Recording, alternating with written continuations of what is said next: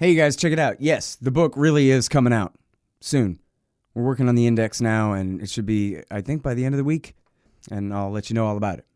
Okay, here's how to help support the show. Sign up for the RSS feeds, the podcast feeds, and all that at scotthorton.org. It's on iTunes and Stitcher. You can help support per interview at patreon.com/Scott Horton Show. Sorry, I had kind of a family thing, and I had to leave town. I didn't update it for last month, but I will. Also, just check out scotthorton.org/donate for different options for single or regular donations there. And thank you very much to everybody who does. And then, shop Amazon.com via the link on my front page, scotthorton.org. Give me a good review on iTunes or Stitcher. Of course, share on Facebook and Twitter and all that kind of thing. And I'll be on the Contra Cruise with Tom Woods and Bob Murphy this October. If you guys want to check that out, just Google up the Contra Cruise. Sorry I'm late. I had to stop by the Wax Museum again and give the finger to FDR. We know Al-Qaeda, Zawahiri, is supporting the opposition in Syria. Are we supporting Al-Qaeda in Syria? Well, it's a proud day for America. And by God, we've kicked Vietnam syndrome once and for all. Thank you very, very much. I say it again, you've been had. You've been took. You've been hoodwinked. These witnesses are trying to simply deny things that just about everybody else accepts as fact. He came, he saw, he died. Well, we ain't killing their army, but we killing them. We be on CNN like, say our name, bitch, say it 3 times. The meeting of the largest armies in the history of the world. Then there's going to be an invasion. All right, you guys, Scott Horton Show. Introducing Muhammad Sahimi. He's a professor of chemical engineering at USC. But other than that, he's a great guy. Sorry, I was raised brewing, you know me. Anyway, he writes for the Huffington Post and for antiwar.com and is an expert on Iran because he's from there and has always been great on advocating for peace. And another thing is that he is an expert on Middle Eastern politics in general, too. And so there's a subject that I know that you guys have heard is important probably, but don't know much about, which makes you just like me, and that is the Saudi crackdown on their Shiite population there. And I know that Muhammad knows a little something about that. So welcome back to the show. How are you doing, sir? I'm not too bad. I'm happy to be back in your program, Scott. Very happy to have you here. So if I have this right, I guess even though all of Arabia is obviously tilted towards the northwest, the part of the country that we would consider to be the northeast sector of the country up there near Kuwait, where most of the oil is as well, I think, is where the Shiite population of Saudi Arabia is centered. And the Saudi government is, I guess, by some accounts, waging basically a counterinsurgency war there. I don't know if there's any insurgencies to fight, but there's certainly, it's a lot more than a police action at the hands of Saudi forces there. Can you tell us about what's going on? Yes, that's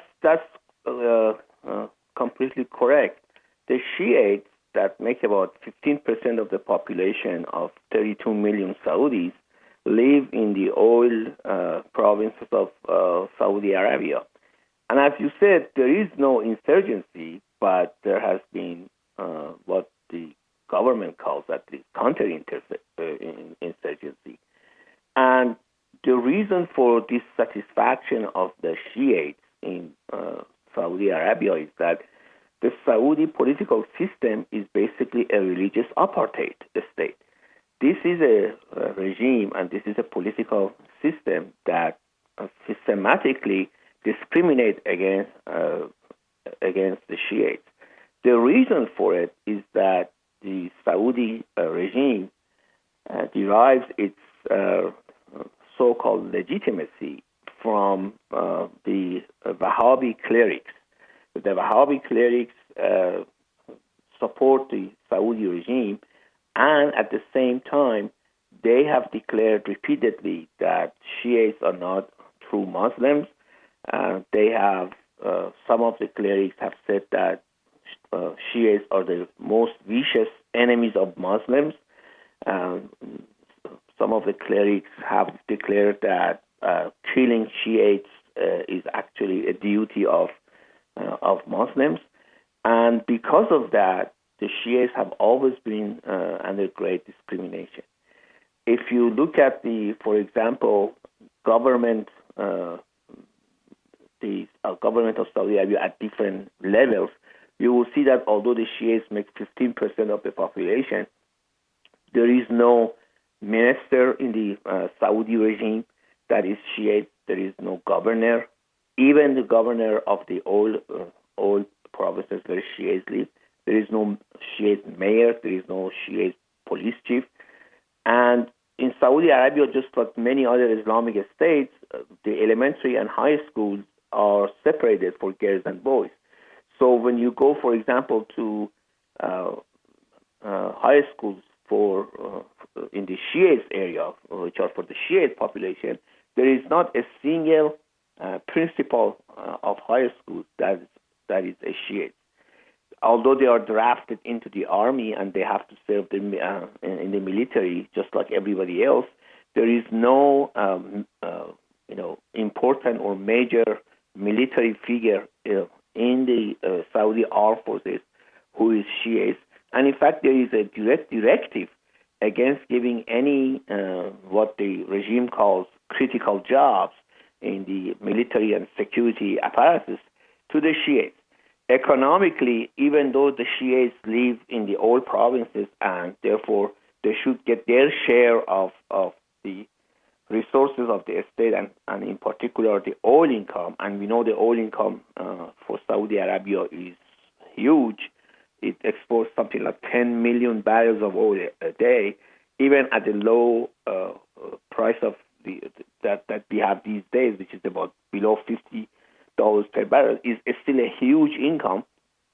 And yet, when you go to the Shias provinces, the oil provinces, you see the great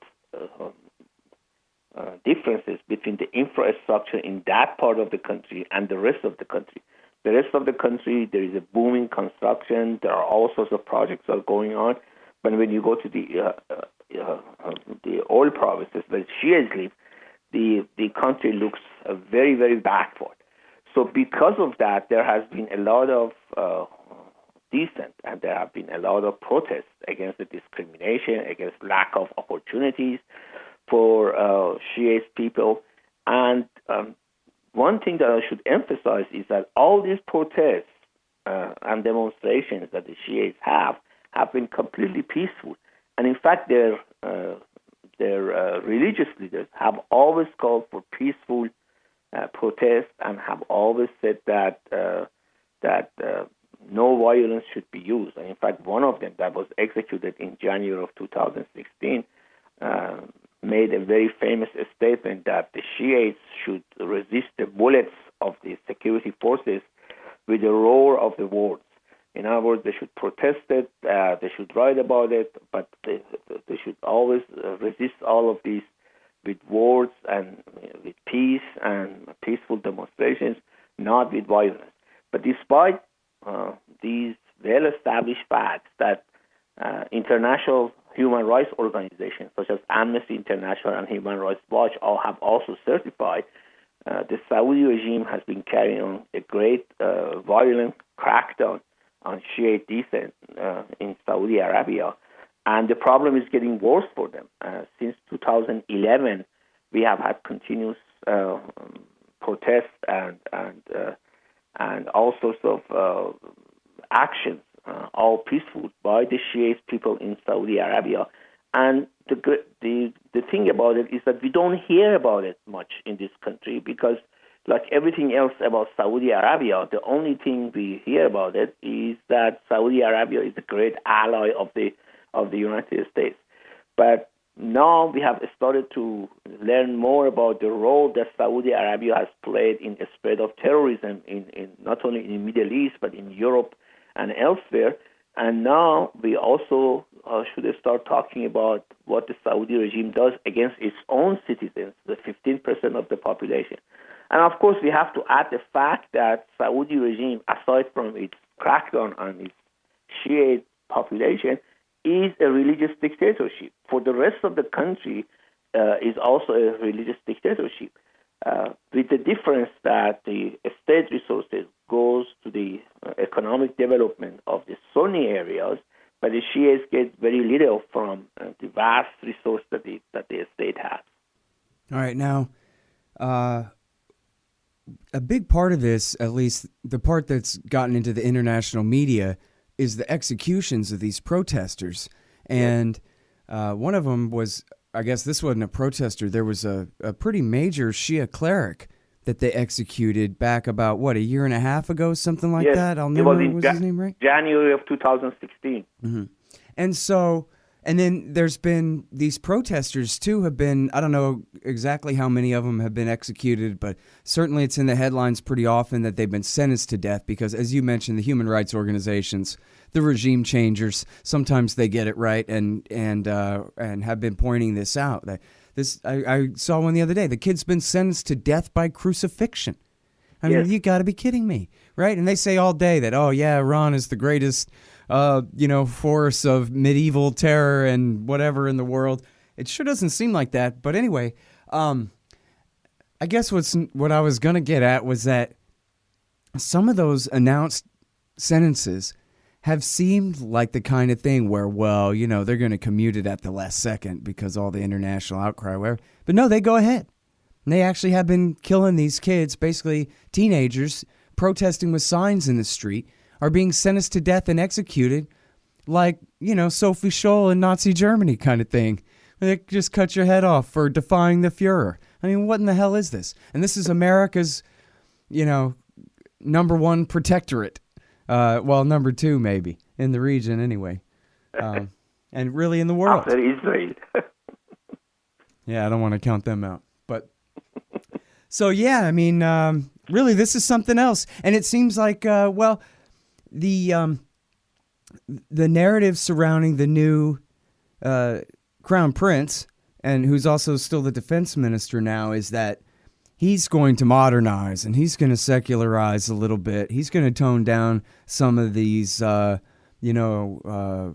harsher clerical rulings against Shia or I don't know that specifically, but tone down some of the pro-terrorism stuff, try to diversify the economy at the same time, make a clean break, so to speak. And yet this doesn't seem to fit very well with that narrative, does it? This massive crackdown. And how many people have been killed in this thing? Do you know? Does anybody know? Yes, when they executed Sheikh Nam Baghl al-Nam, who was a very popular cleric in January of 2016, they executed 46 Shiites with him. In a span of 2 days, they executed 47 people, including this very popular cleric. And I must say that Baghl al-Nam, who was executed, always called for peaceful protest. And he had a long history of peaceful protest and call on people for peaceful protest. He was arrested in 2006. He was tortured in 2009. I guess the most important offense in the view of Saudi regime that he committed was what he said in 2009. He said that we are citizens of Saudi Arabia, and therefore we should have equal rights like the rest of the population in Saudi Arabia. But if Saudi Arabia regime is not willing to give us equal rights like the rest of the citizens, then we should secede from Saudi Arabia and form our own state. And of course, this was a major statement given that Shiites live in all provinces. And there have also been reports that the Saudi regime has tried to forcibly move some of the Shiites to other parts of the country in order to depopulate those areas of Shiites and replace them with the Sunnis. The major protest started in 2011 when Baghl al-Nam, the cleric that was executed, again called for protest. He was arrested and thrown in jail, and then he was put on trial in October of 2016. And then his offenses, according to the regime, was seeking foreign intervention in Saudi Arabia, which he had never done, disobeying the rulers by calling for protests, and taking up arms, which was total fabrication because he had never done that. And Amnesty International said that anything that was used in his trial were basically not shown to his attorneys. His attorneys said that they never given the details of the offenses that he had supposedly committed. And when they asked Baghlar Nam to write down his defense, he couldn't even do that because they didn't even give him paper and pen or pencil to do this. Now, as you said, there are all sorts of propaganda about how Mohammed ibn Salman, the current crown prince and defense minister, is going to modernize, is going to open up the system and so on. But there is no evidence of that. If anything, the situation has got worse. It was Mohammed ibn Salman who started what I consider criminal war of Saudi Arabia against the poor people of Yemen that has been going on since March 2015 and has got Saudi Arabia in quagmire that it's not clear how it wants to get itself out of that. That war has cost Saudi Arabia $200 million a day to the tune of $73 billion a year. And of course, that war is mainly targeted the Shiite population in Yemen. So as you can see, there is a systematic campaign by this guy, the Crown Prince, against Shiites. And of course, before him, that also existed in Saudi Arabia, but he has actually intensified. Now they are going to put to death 14 other Shiites, again for disobeying the rulers and call for violence, which they have never done. The families of these 14 have let it be known that their loved ones have been tortured. And if there is any sort of confession that it has been used, it has been under torture. This has actually been certified by human rights organizations. And these trials are also sort of secret or semi-secret. So it is not even clear what's going on during these trials. And of course, as you said, there is always a speculation that, well, yeah, at the last moment the king will forgive them or pardon them. But that has never happened. They are crucified, they are beheaded, they are killed by firing squads, and so on. And everyone knows, including the regime officials, that what has provoked the Shiites in Saudi Arabia is not that they are Shiites, or is not that they supposedly may have some sort of connections with Iran that Saudi regime considers its arch enemy, but rather the discriminations that they have suffered, not just over the past 10, 20, or 30 years, but over the history of that area that started to be intensified in 19th centuries and has continued unabated all the way today. So while in the propaganda in this country, we always hear that Iran is the most offensive country in that area. Iran is the country that violates human rights more than any other country, and so on. And some of it is indeed true. In Iran, we do have violations of human rights, and we do have all sorts of other things.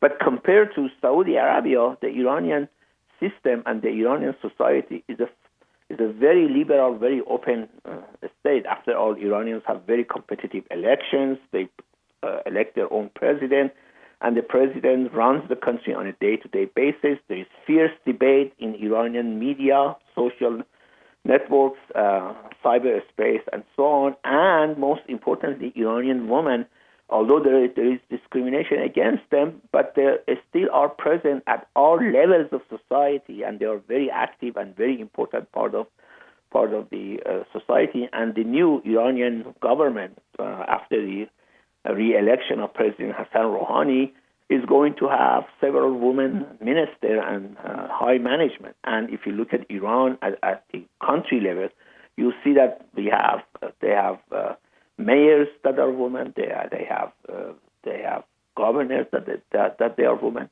We have vice presidents that is women. We have all sorts of attorneys, university professors, human rights advocates, and so on.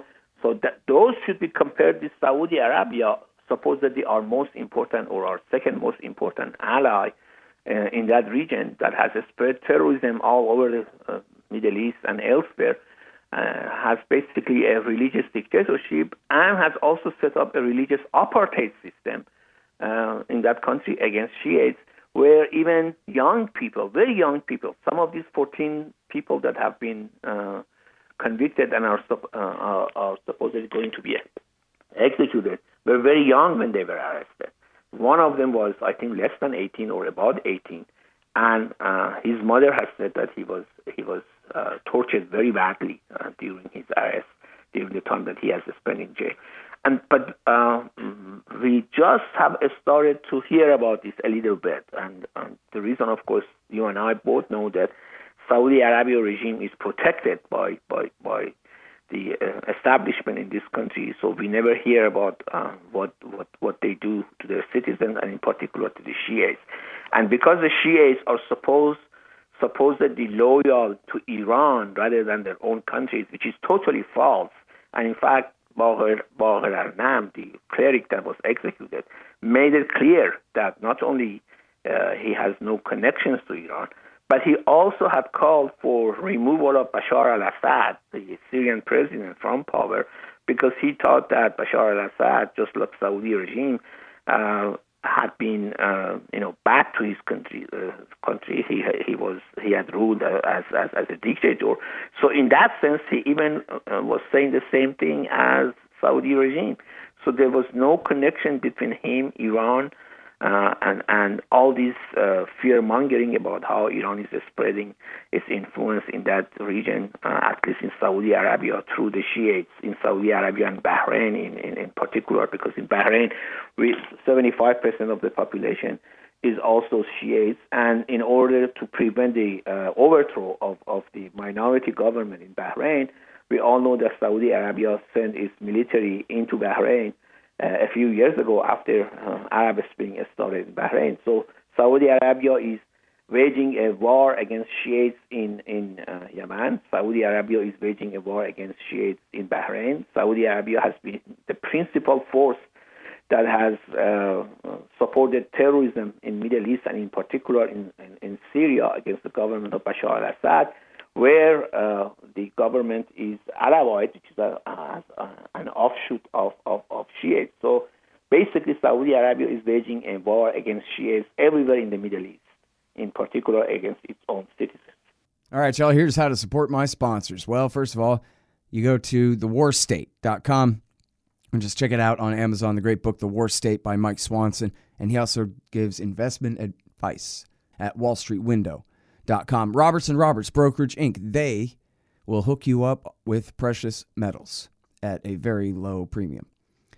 LibertyStickers.com, anti-government propaganda for the back of your truck. 3T Editing for making your grammar correct before you publish things that you publish.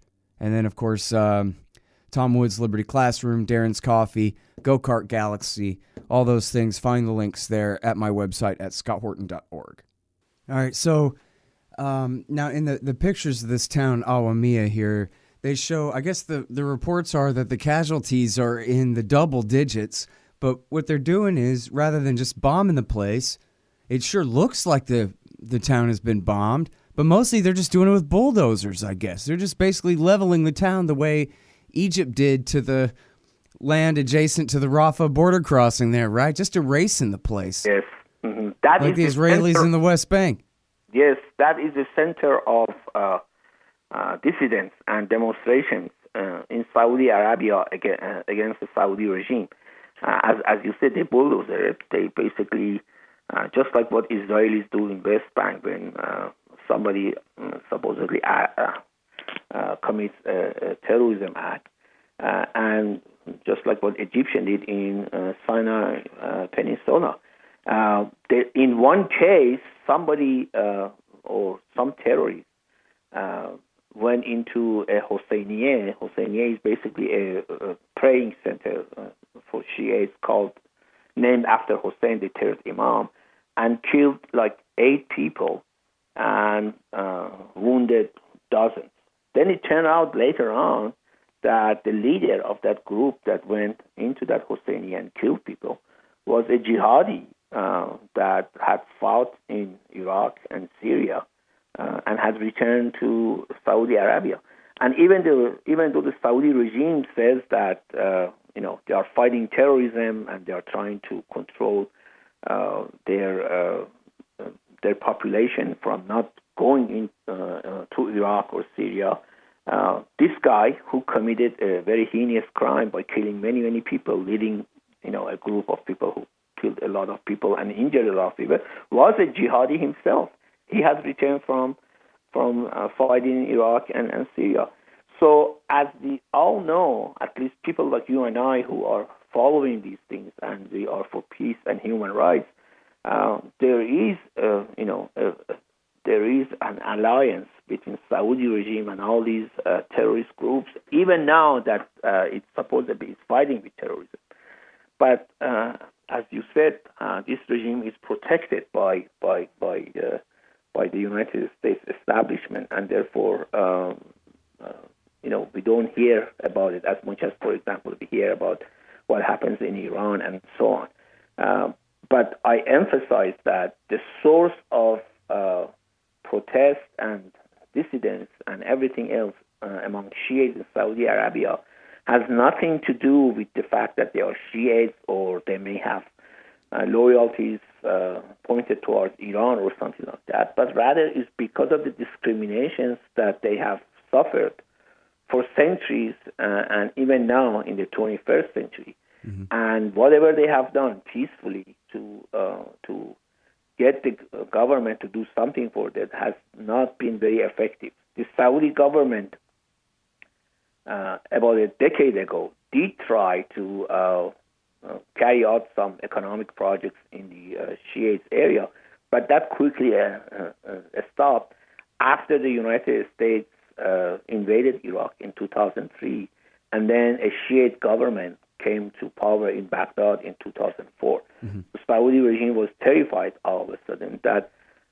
there is a Shiite power, major Shiite powers in Iran, there is a Shiite government in Iraq, and of course there is a Shiite government in Syria under Bashar al-Assad, and therefore the Shiites in Saudi Arabia may have their loyalty to them rather than to Saudi Arabia. So all those economic projects that had been started more or less stalled, and the assault that the Saudi regime has been carrying out against citizens since at least 2011 has continued, and there is no way to predict that when it might end. Of course, I think the only way that it stops is to inform people in the West, and particularly in this country, about what's going on in Saudi Arabia, and present the true face of this religious apartheid state against its own citizens and against its own Shiite citizens. Mm. Well, it's in the WikiLeaks that I think it says the king, but it must have been one of the ministers or something, said to the Americans in 2003 that we don't understand, which I don't know, because Bandar must have been in on the whole thing. I don't know exactly how it worked, but the quote was, well, we don't understand. It was always you and us and Saddam against Iran since 79 to contain the Iranian Revolution. Now you've gone and given them Iraq on a golden platter, which I don't know if he just mixed up the idiom from silver platter or whether he was really making a point there that it was even nicer than a silver one. It was a golden platter there that you handed them Iraq on. And then, so as you're saying, everything else in the region that America and Saudi do are in reaction to that. In fact, that's another great quote. Was Prince Saud Al Faisal was quoted by the Financial Times as telling John Kerry, as though John Kerry wasn't in on this the whole time. I don't know. He said, listen, Daesh, ISIS, is our response to your support for the Dawa, which is, in other words, your regime change for Maliki's party in Iraq, right? And so that's and then all the gains that they've made, not just in Iraq War II, Muhammad, but all their gains in Iraq War III, where now Iranian-dominated Shiite militias in Iraq, or I don't know how dominated they are, but sure mixed up with the Iranians anyway, have now expanded their power much further to the west, into the Anbar province and up into the northwest. And I guess they've lost some ground, but then again, they've gained some ground in Syria as well. Hezbollah has a whole new generation of battle-hardened fighters, and all this has been very counterproductive, not just Iraq War II, but all the support, the reaction to that, the support for the Saudis and their terrorist groups since then has also only made Iranian power, certainly in Iraq has expanded it. But then I think I agree with what you're saying. I don't know everything in the world about it, but it sounds right to me what you're saying, that then the Saudis really are just exploiting this basically and saying, oh yeah, by the way, all the Shiites all around me are all in on it with Iran against me. So that goes for the Houthis, even though the Iranians barely support them at all and warned them not to take the capital city back a couple years ago. And that includes all the Shiites in Bahrain. They're all Iranian agents, and all the Shiites in Awamiya who say, they'd like the right to at least live in peace, if not vote, this kind of thing, that they're basically just exploiting this narrative of the Shiite crescent that America did really empower over there. And now they're basically going off the deep end and using it as an excuse to crack down on whoever they already wanted to crack down on anyway. Yes, that's true. We, as you mentioned, Bruce Ryder just wrote in Al Monitor that Houthis in Yemen are very much independent of Iran, and in fact, the Iranians told the Houthis not to go and invade Sana'a, the capital of Yemen, and take it because that would lead to civil war.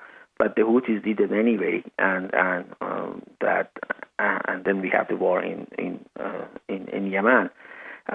What you quoted about Saud al-Faisal, the former foreign minister that told Kerry, is also very famous. This is our response. And remember, King Abdullah, the former king of Saudi Arabia, also asked George Bush to bomb Iran and cut the head of the snake. Iran was the snake, and its head was Iran's nuclear program, which was totally peaceful and is peaceful and is abiding by its commitment to the nuclear agreement. But I guess, in other words, their position was, well, sort of like the neocons. Okay, Bush really wants to do Iraq first before Iran, which is what the Saudis, I guess, and the Israelis, of course, and the neoconservatives were really more focused on. But then their gamble was, well, once we get into Iraq, it'll be easier to spread the war to Iran, and so we'll just take 2 for 1. And then they're ultimately frustrated that they only got the one war and not both. And so they ended up only empowering Iran rather than limiting them. Exactly. And remember, even in 2002, when they were preparing the public to invade Iraq, many Israeli officials publicly and many Saudi officials behind the scene were urging to attack Iran. Right? Yeah, Ariel Sharon himself said, hey, listen, after you guys do Iraq, you have to do Iran, Syria, and Libya too. Exactly. So they were always afraid, after, going after Iran. But I emphasize, and you put it very nicely, the Saudi regime is exploiting the fear of Iran under the cover of, Shiites and Shiites, that yes, these are all Shiites everywhere in that region are puppets of the Iranian regime, and therefore they should be stopped at all costs. They are exploiting this, but the fact of the matter is, at least in their own country, everything that the Shiites have been done, protesting and being in the minority and so on, has been based on their socio-economic status in that country. They have suffered great discrimination, and all they want is having equal rights to everyone else in that country, just like every, for example, Sunni in that country. But of course, we also know that even when it comes to the Sunnis, the regime is not really a liberal state. It's a religious dictatorship. But at least the Sunni areas in Saudi Arabia get some economic benefit. Their areas are being developed and so on. The other thing that I would like to emphasize is that there's a lot of propaganda about Mohammed ibn Salman, the crown prince. And for example, this guy, David Ignatius, in Washington Post, he has been singing praise of this guy right and left in one article after another. And now it turns out that he has very close relationship with United Arab Emirates ambassador to the United States. And this guy, the ambassador, basically coordinates all these praise of Mohammed ibn Salman, the crown prince of Saudi Arabia, in American media.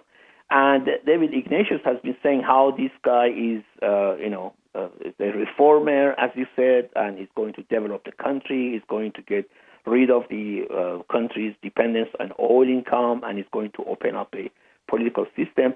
But independent assessment of what he has done, and we don't have to, to be an expert to see what he has done in Yemen, for example, or what his position is regarding Syria, is that he's an impulsive guy, and he makes decisions in a haste, and he never admits to his mistakes. And in order to address his mistakes, he makes even bigger mistakes. And in fact, there was a leak of the assessment of German intelligence about him that had very dark assessment of what this guy does and what he might do, and the Angela Merkel government in Germany had to suppress it.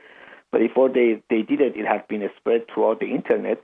That showed that this guy is really a danger, not only to his own country, but the rest of that region. Mm-hmm. But well, Patrick Coburn said at the time that, listen, this is a huge proportion of the reason for the attack on Yemen is just that this kid is new on the job, and this is his, tough guy macho move to solidify his power, basically.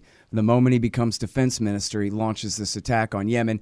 And I forgot, didn't they call it Operation They'll Be Home by Christmas, or Operation Decisive Move? Decisive Move, yes, decisive move. Yeah, sure didn't work out that way, and that was what it was supposed to prove, was how easy it would be to teach those Houthis a lesson. And now look at us, 2.25 years into this thing. Yeah, and the other thing that we have to remember about him is that a lot of these Saudis prince have had educations in the West. They are more familiar with the West. Saud al-Faisal, the former foreign minister who died a couple of years ago, he was actually a relative moderate. He had been educated in the West and so on. But this guy, Mohammed ibn Salman, never got any education outside his country. And in fact, he was educated by the Wahhabi clerics. He has basically been trained with the ideology of Wahhabis that considers Shiites as apostates and that considers Shiites as the most vicious enemies of Muslims. That considers killing them as basically a Muslim duty. So when you have a guy like him in a position of power with vast resources of the Saudi state at his disposal, and trained and given the ideology, this backward ideology of Wahhabis, then you have you get yourself into a very difficult situation. It's a very dangerous situation, and we see the result of it. The Yemen war, the crackdown on Shiites in Saudi Arabia, the military occupation of Bahrain, the war in Syria, and you have to remember that according to all estimates, 50%, 45 to 50% of all Islamic State fighters are Saudi citizens. And when the United States invaded Iraq and there was an insurgency by Al-Qaeda in Iraq against the U.S. forces, out of every 10 fighters of Al-Qaeda in Iraq, 6 of them were Saudi citizens.